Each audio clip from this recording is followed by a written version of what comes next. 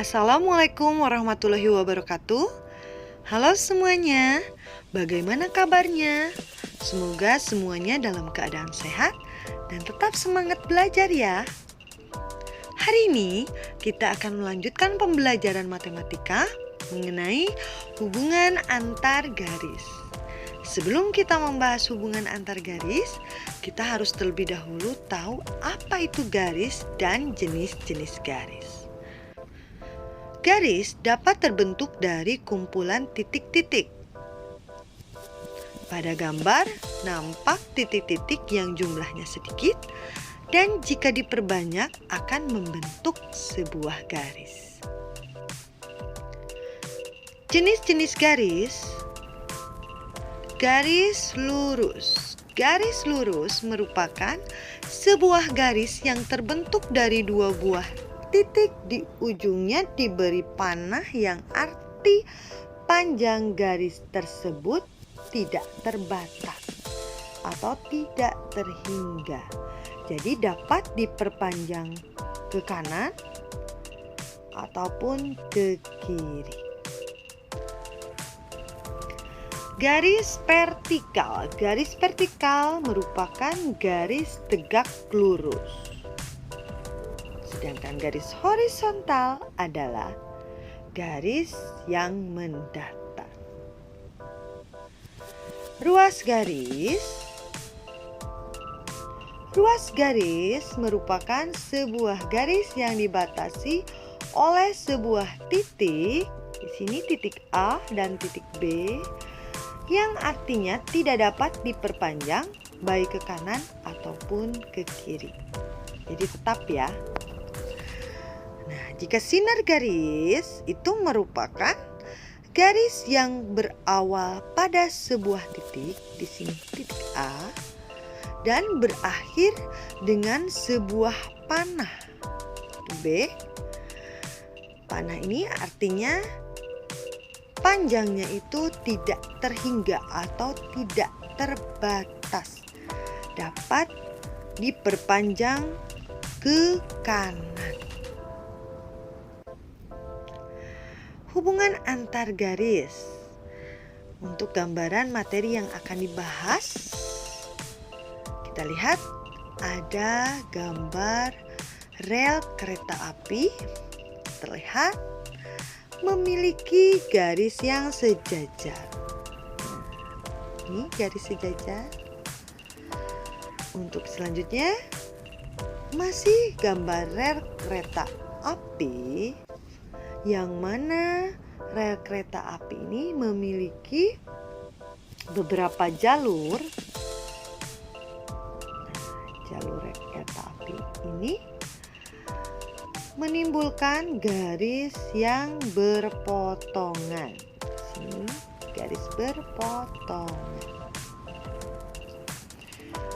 Untuk yang selanjutnya terlihat gambar jam. Jam ini menunjukkan pukul 12 tepat, yang mana jarum jam ini saling berimpit, ya, menunjukkan garis berimpit. Agar lebih jelas, mari kita perhatikan contoh-contoh garis-garis, baik garis berpotongan, garis sejajar maupun garis berimpit. Yang pertama, garis-garis berpotongan. Nampak gambar garis-garis berpotongan yang ditunjukkan oleh gambar A, B, C, D, dan E. Dikatakan garis berpotongan apabila garis tersebut terletak pada satu bidang berpotongan di satu titik. Ini di satu bidang, di sini berpotongan di satu titik. Gambar B pun sama, berpotongan di satu titik. Gambar C pun sama, berpotongan di satu titik. D pun berpotongan di satu titik. Nah, yang gambar E pun sama, berpotongan di satu titik. Nah, ini dikatakan garis-garis berpotongan.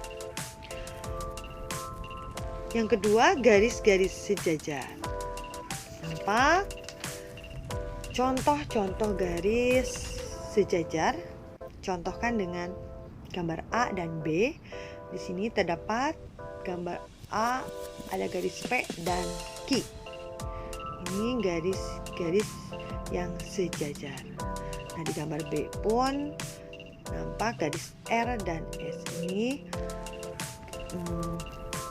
merupakan garis sejajar, yang mana garis sejajar itu terjadi apabila garis-garisnya itu tidak pernah berpotongan walaupun sampai diperpanjang tak terhingga. Jadi jika diperpanjang terus ini tidak akan saling berpotongan. Yang contoh B pun ini sama, meskipun diperpanjang ini tidak akan saling berpotongan. Selanjutnya yang ketiga itu garis-garis berimpit. Nampak di layar contoh garis-garis berimpit. Ada garis A, B, ada garis C, D, ada garis E, F. A, B itu berimpit. Nah, dikatakan berimpit, dua garis yang terletak pada satu bidang itu memiliki tak terhingga titik potongnya. Di sini tak terhingga titik potongnya A dan B. Jadi masih terus dapat diperpanjang. Ini pun sama, tak terhingga titik potongnya. Sini titik potongnya. Nah, untuk lebih jelasnya, Ibu contohkan bangun ruang kubus ya. Bangun ruang kubus. Nah, kita bisa menyebutkan contoh garis sejajar dan garis berpotongan. Untuk contoh garis sejajar di sini ada garis A, E sejajar dengan garis B, F. Ya. Dengan garis BF. Nah, ataupun bisa juga BF sejajar dengan CG. Nah, ini garis sejajar. Atau bisa juga EF sejajar dengan AB.